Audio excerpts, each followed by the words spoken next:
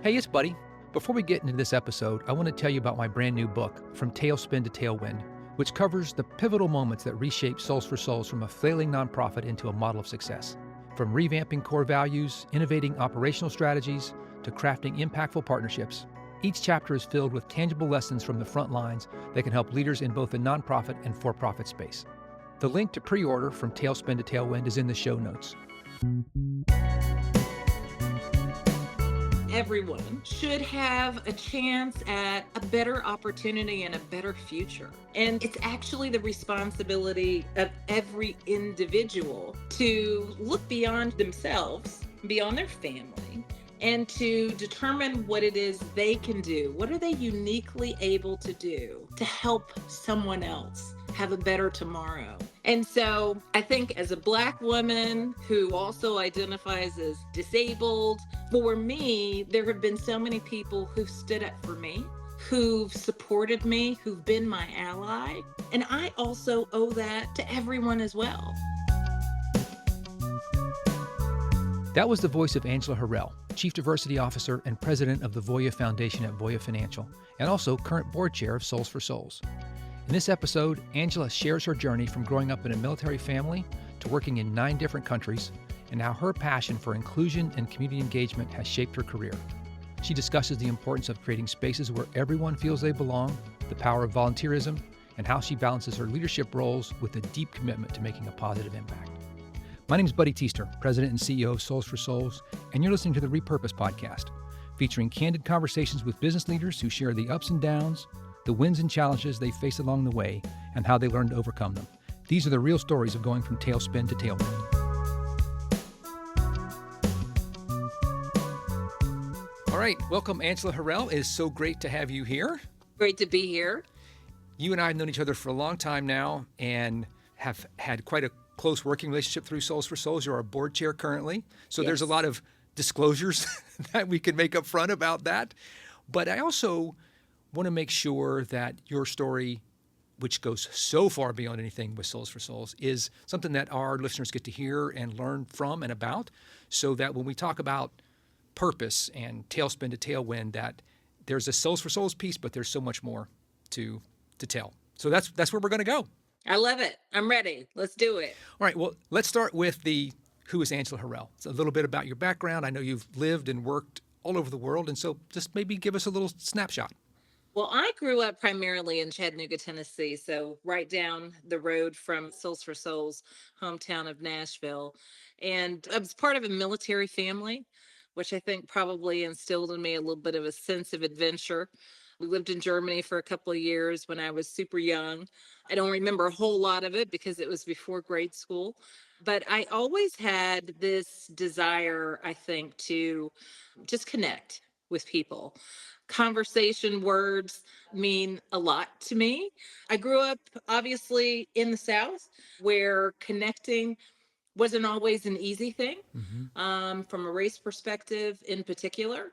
And I think, growing up in a place where I was very much part of a small minority helped me really understand the importance of people feeling like they belong and feel like they're included and feel like they matter.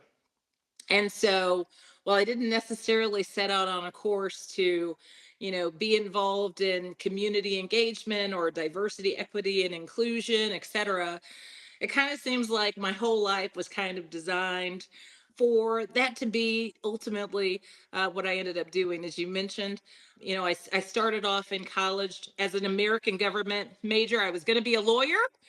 I Which you would thought, have crushed, by the way. well, you know what? And by the way, I still play a lawyer. I tell the lawyers all the time, I watch enough Law and Order to be dangerous. But I met a boy when I was in college who was from the Caribbean. And all of a sudden, I'm exposed to all of these people from all of these places that I had never heard of in my life. Eritrea, Ethiopia, and, I didn't really know and understand what France was, or Trinidad, or, all of these amazing places with food and cultures and languages. And it completely changed my worldview. And so I started doing study abroad programs and changed my major to foreign affairs and ended up working for nonprofits in Costa Rica and in Kenya, and just used language and English. As I said, words matter so much to me as an excuse to travel. I was an au pair in France, and I taught English as a second language at a secondary school in Kenya. Like, just all of this amazing stuff that I got a chance to do. And I finally, ended up these past 10 years at Voya Financial. And after jobs in public affairs and communications and executive recruiting and consulting, it's like I found my Mm. home Yeah. and the place where all of these various experiences around the world. I've lived in 9 countries, Mm. and traveled to over 60, like where they could actually all come, all of those experiences to serve not just me well, but I think the work Mm-hmm. and the work of inclusion, where everyone who is a part of this work on my teams and within the organization, I think we feel motivated to create an environment where everyone can succeed and thrive, and where they can show up and be exactly who they are and be celebrated. And in the meantime, how Souls for Souls came into my life was there were boxes everywhere. There were boxes everywhere. There were boxes in the New York office, there were boxes in the Atlanta office, and I would always take my shoes in and donate. And I thought, gosh, this is a cool organization, right? We'd have our shoe drives throughout the year, and then we decided maybe we should pull them a little bit closer to us. Maybe we should see about some of these volunteer trips that employees are able to go on. Yeah. And, I guess it was a good 7 years or so. We Mm-hmm. had our first, what we term employee volunteer sabbatical to Costa Rica, and it was our maiden journey. And so we just had a small group, just 5 employees, and it was life changing. The mission, Yeah. seeing it firsthand, the children who we were serving, their teachers, their aunties, their grandmas, their mothers, just being part of something that was so, I think, personal. Mm-hmm. You know, Volunteer work sometimes can feel somewhat anonymous. You're packing food, you know, you're putting together backpacks, you're, you know, doing these things that aren't necessarily right together with the person who's being served. Yeah. And we get the ability to do that at Souls for Souls and to be very up close to those whose lives we are helping to change. Um, and we all left inspired and motivated to do more. And so I think 5 employee trips later, we've continued to make sure our employees get to experience what those trips can be. Well, Voy has been an amazing partner for a long time, and you've driven a lot of that. So we're grateful for that partnership. But I want to go back to something that you said as you've talked about your journey that I think is clearly at the heart of who you are, but I think it connects with our work. And that is, you talked about inclusion. Yeah. That is not a word that's having its moment right now. You know, in 2020, I don't know if we over-indexed on it, but we swung really far the other way. Mm-hmm. And there's probably as many people who want to interpret that as there are ways to think about interpreting it. But what does inclusion mean to you in this moment where it's getting pushed back in lots of ways? There's an interesting way to think about it that seems to be a thread through all of your work, whether that's at Yeah. Coca-Cola or at a not-for-profit. Can you talk a little bit about how that ties to your purpose? Yeah. It means everyone. It literally means everyone. One of the things that I think we've always been intentional in saying at Voya is diversity is every single one of us. Each one of us is diverse, and that's wherever you're from, whatever language you speak, whatever background, whether you're of the majority or you're of a smaller group, whatever your religion, everyone should have a chance at a better opportunity and a better future. And it's actually the responsibility of every individual to look beyond themselves, beyond their family, and to determine what it is they can do. What are they uniquely able to do to help someone else have a better tomorrow? And so I think as a black woman who also identifies as disabled, for me, there have been so many people who've stood up for me, who've supported me, who've been my ally. And I also owe that to everyone as well. And allyship comes in all sizes, shapes, and forms, but everyone needs them. I don't care what your identities are, right? And so for me, inclusion is not, it's not about politics. It's about people. And it's about people being at the center of the way that you think about how you show up at school, at work, in your community. I've got a mentor who, and I think I shared this with you, Buddy, before, who once said, he was actually giving a speech and he said, there are people who think about glasses as half full versus half empty. And I think about who's thirsty. Ooh, that is a great line. Wow. I will credit Mark Davis, who used to be the president of the Coca-Cola Scholars Foundation, for that. Who's thirsty? Because at any point in time, that can be any one of us. And so, what are we doing to make sure that we are ready to fill up anyone's cup who is from anywhere, Yeah. at any stage in their life? And so, that's why this work and the honor that I feel to be able to lead it at Voya is so very important to me, because for me, this is why we're all here. So, Voya, public company, financial services, not usually known for warm and fuzzy. Coca Cola, a dominant corporate entity for decades. Again, you spent your professional career, a lot of it, in places where Yeah. that's not obvious. So, how do you either help balance or integrate the stuff that you know is important, and somebody like Mark Davis clearly brings, Sure. with the quarterly pressure, the earnings per share growth, whatever those things are, when you're in a different kind of minority making that case? Well, 22 years, so 12 years at the Coca-Cola company and 10 years at Voya. I think it goes back to what I just said. People are at the heart of everything. And I think when you're at an organization that understands the value that people bring into the equation, you can have the world's most valuable brands and you can have a reputation of having great products and services. But it's all about the people.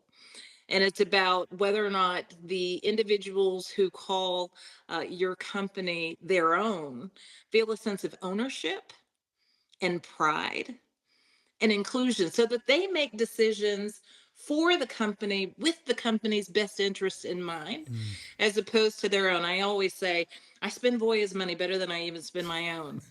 I'm more careful and thoughtful, right, about each of the decisions that I make in that regard. And I think companies who sustain and who grow know the importance of taking care of their people. Attracting talent is nothing if you don't develop, if you don't ensure that you have a culture where folks can thrive and grow, and ultimately where they want to stay. Yeah. And so the name only opens the door, or actually only gets the knock on the door, probably, right? It's all of the other actions that follow.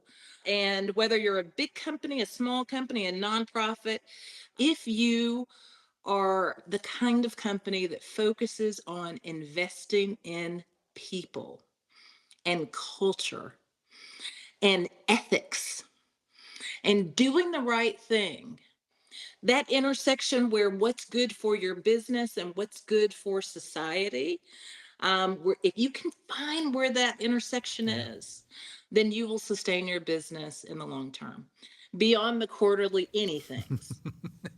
So, as you know, the book I'm working on, the theme for this season is Tailspin to Tailwind. You trust people. That is clear. You believe in people, you trust them. I don't think you're naive. But when we think about the tailspin piece, there must have been times in your career, your professional life, where that trust wasn't rewarded, wasn't warranted. Can you talk about one of those times when you made that decision to trust, it didn't work out, and how you got back on track and didn't turn into the person who doesn't trust, who is suspicious of everything that comes in? Yeah. You know, I think that all of us have disappointments, whether it is, the manager who you think has your best interest at heart, and you find that perhaps they've gone in to present some work that you were very engaged in and you weren't in the room. That's not happened at Voya, by the way. Or, you put your heart and soul into something that you thought the direction was one way, only to find out that, things outside of your control meant that you had to do a 180. Mm-hmm. I am by nature a person who, and it sounds very trite, but I really don't see problems. I see what's next and solutions. That doesn't mean that sometimes I don't, have a little pity party. They're very short and they're intense, but they're short. And by the next day, I'm on to, okay, how do I make it better? How do I strengthen it? What do I do? And so I think knowing that life is never going to be perfect, and to allow yourself the grace to maybe make mistakes, maybe fail, and for people to sometimes disappoint you, Mm-hmm. or a situation to disappoint you, but not to let that prevent you from taking the next step forward. I don't have a lot of fear of failure because I don't really see it as failure in that truest sense. I do see it as education and learning. I give direct feedback and I want it. And sometimes it hurts my little feelings, but geez, that feedback that does hurt my little feelings, ooh, I take it to heart. And it rolls around in my head and I use it to make me better. Right. So I'm going to follow up on a question, and I think we trust each other enough that I can ask this and Yes. you can decide not to answer it. What about the other side of that? Have there been those times, I can think of a few for myself, where I know I didn't live up to what I wanted? Like, forget about the other person for a second. Like, where were Yes. you the one who disappointed somebody or Oof. let down that end of the bargain? Listen, I will tell you that there are very few things that I regret more than hurting someone's feelings, Mm. more than hurting someone and letting them down. I have a very specific example. My first 360 kind of review I did some 20 something years ago. And here I am, very much an Enneagram 8. If you don't know what that means, look it up. Very strong personality, dominant, driving, moving. And I get the results back from my 360. And I realize that I have left carnage all around me. That people have felt not heard, that in instances where things weren't moving fast enough, I took it and I did it. That there literally was a phrase that, and when I tell you this was over 20 years ago, and it said, Angela expects grace, but she doesn't give it. Ooh, Buddy, that'll land. I was sick. Yeah. And the reason I was sick was I thought, oh my gosh, am I the person that people go home and they sit around the table and they say, this person doesn't hear me? Mm. This lady is so impatient. She doesn't give me a chance to grow. And right then and there, literally, I mean, and it wasn't an immediate thing, of course. I mean, I was literally like having to think about my entire persona, who I am, how I show up Yeah. in every aspect of my life. And I had a conversation with my team at the time. I apologized. Mm. Um, and the interesting thing is sometimes when you get that insight, what hurts the most is because you know the truth of it Mhm. and you knew it. You knew it. What I didn't know, however, was how I was impacting others. Mhm. And so I have really worked since then to slow down, to include people, to step back. It's not always easy. It's a constant kind of tug, right, with Yeah. my personality and kind of who I am. But I will tell you, I never ever want anyone to feel what I felt, Mm. on the other side of things, the hurt that I know they felt. Mhm. I never want to be the person who is bringing that into someone's heart or mind. Well, I love the 8 energy that you bring, so that's been great. And to think that you're continually monitoring it scares me a little bit to know what that might be like unleashed. But you are an extraordinary board chair. So that's one of the ways that we work together primarily. And they're all volunteers. You can't make them do anything. They don't have to really do what you say. They don't have to do what I say either, right? So it's a I don't think complicated. they know that. I don't advertise that they don't have to do what I say, actually. But it's a complicated leadership thing. So I have 2 questions related to that, Yeah. Angela. How has, because I know you've been involved in a lot of not for profits in different ways as well as working in them, how has that changed your leadership style or helped it develop? Then I think asked this question to another podcast guest.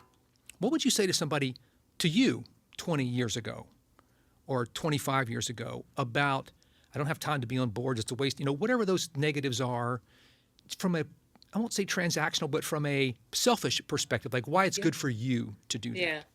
So I think for me, this kind of spirit of corralling people together to do the things that are good for themselves, good for community, has been something that I've been involved in for a really long time, right? Mm-hmm. Starting from when I was at Coca Cola and engaged in community efforts, when I was at Coca Cola in South Africa, in particular, with all of our foundation work. And so the idea of how do you get people to volunteer? I have to say, and toot Voya's horn, over 70% of our employees volunteer every year. Like that doesn't happen And anywhere. that's thousands of people, right? That's thousands of people. That doesn't happen anywhere. And part of it Incredible. is because we make it easy. Not only do we communicate and engage and encourage, but you get 40 hours of paid volunteer time a year. Mm. And we're organizing activities. I've got a whole team who focuses on making sure that people can serve. And then we also help people kind of understand and realize the benefits of that service.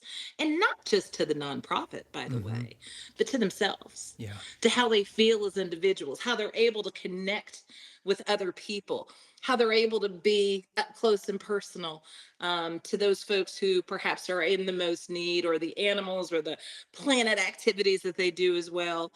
And so, it is through that example, though, I think that it's so important to show up, right? Every single one of our national days of service, et cetera, I'm there front and center.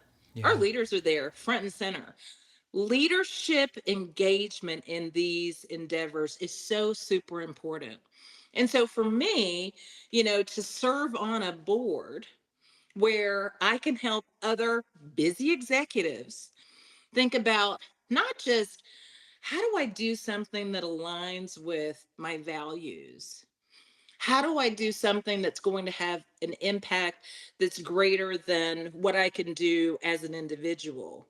But also, how can I learn from other titans of industry? Mm. How can I actually sit across from CEOs and SVPs and folks who started organizations and sold them off, entrepreneurs and really smart, talented, engaged people?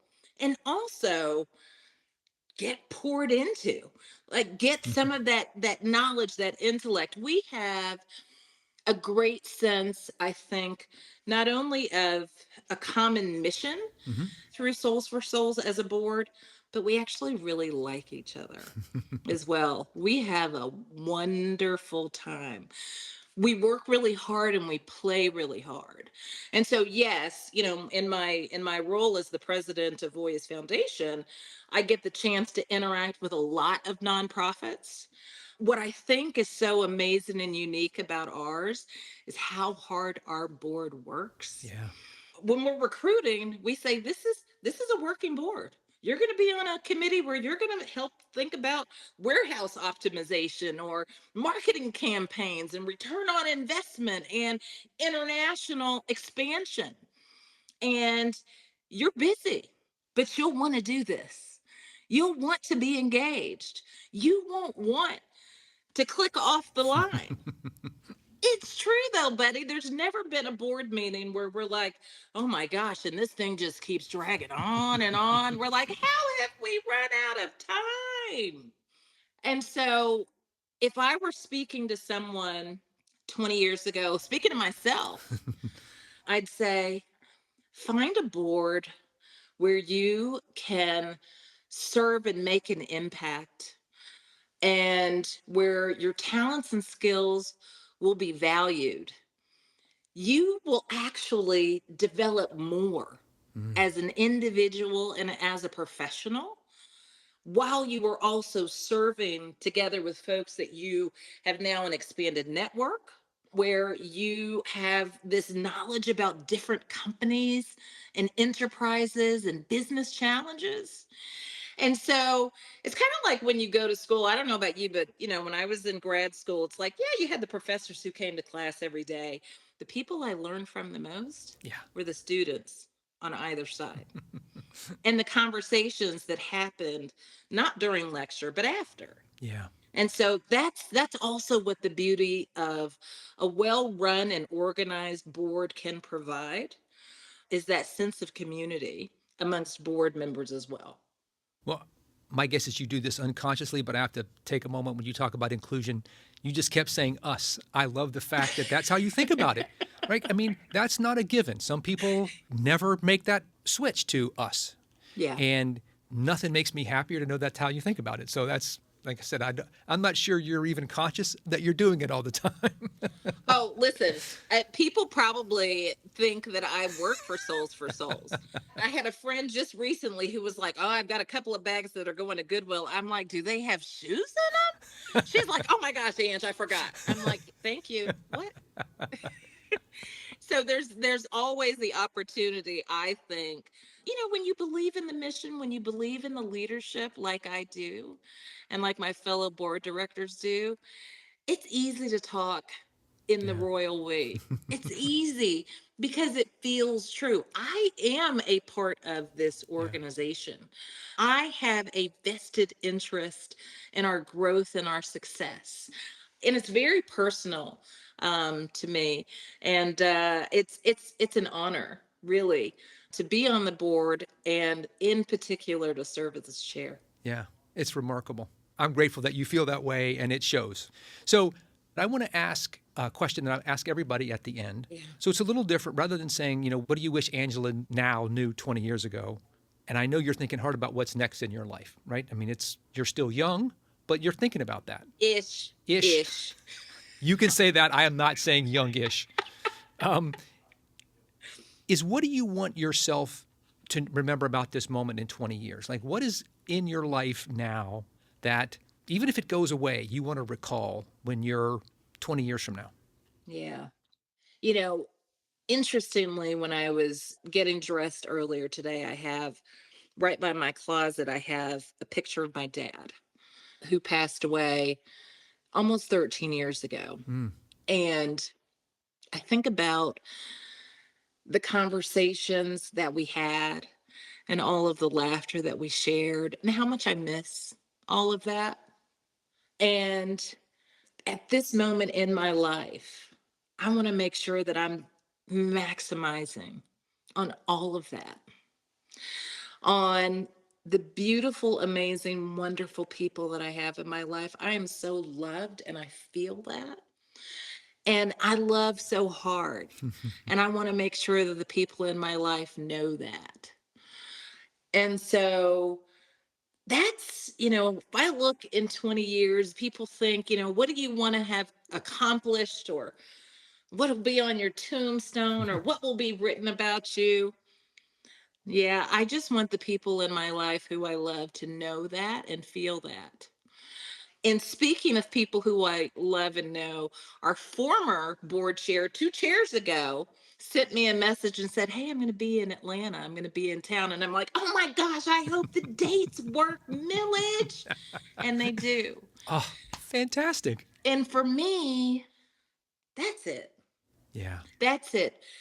You know, One of the things that we do at Voya is we talk not only about the company's purpose, which is to fight for everyone's opportunity for a better financial future, but our own personal purpose. And mine is to help everyone see and appreciate the beauty that they have within them, because everyone does. And so today and every day, I want to focus on how I celebrate the people in my life. And that includes my people at Voya, all of our people at Voya and at Souls for Souls, and in my family and my friends, because you have to cherish every single day. You do not know when it will be the last. You do not live for that. You live for the day that you're in, and you make the absolute most of the precious time that we have. Can't think of a better way to end that, Angela. Thanks so much for sharing so genuinely, so authentically. I didn't expect anything else, but it's always great to know that this is captured now and other folks will get to hear about and from you. So thanks. Thank you for the invitation, Buddy. It was a pleasure. Thanks for listening to the Repurpose Podcast with Buddy Teaster. You can learn more about what we do at s4s.org. And if you like this content, please share, rate, and review our episodes wherever you get your favorite podcasts.